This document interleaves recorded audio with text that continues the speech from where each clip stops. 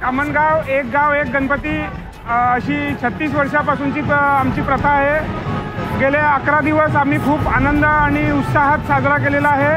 अनंत चतुर्थी हा दिवस उजाडला आणि आमच्या डोळ्यात एकदम अश्रू अनावर झालेले आहेत। बाप्पाला निरोप देताना खूप मन भरून आलेला आहे।